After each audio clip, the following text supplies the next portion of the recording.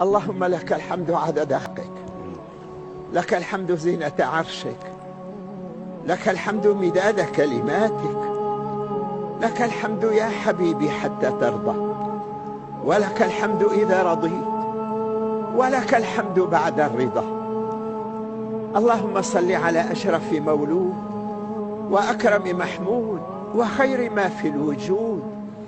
اللهم صل على سيدنا محمد في الأولين، اللهم صل على سيدنا محمد في الآخرين، اللهم صل على سيدنا محمد في الملأ الأعلى إلى يوم الدين. اللهم إنا نعوذ بك من غنى يطغينا، نعوذ بك من فقر ينسينا، نعوذ بك من صاحب يؤذينا، نعوذ بك من دنيا تشغلنا وتلهينا. لحظة في رحاب قدسك يا الله خير لنا من الدنيا وما فيها. في رحابك الأمن والأمان، في رحابك السلامة والإيمان. أي كرم منك أن نجلس بين يديك، نناجيك فنسمعنا، نسألك فتعطينا، تطل من عليائك تقول يا ملائكتي أما نظرتم إلى من أحبوني، أما نظرتم إلى من جلسوا في رحابي يذكروني، أما نظرتم إلى من تركوا الدنيا وجاءوني. يا الله اجعل هذا البلد آمنا مطمئنا رخاء سخاء، وسائر بلاد المسلمين.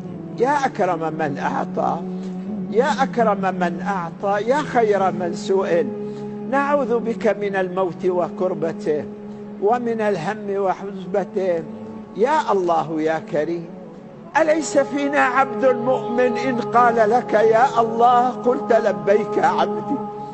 أليس فينا أمة مؤمنة إن رفعت أكفها إليك وقالت يا الله قلت لبيك أمتي؟ اللهم آمنا يوم يخاف الناس، واسترنا يوم يفضح الناس، وارحمنا يوم يعذب الناس.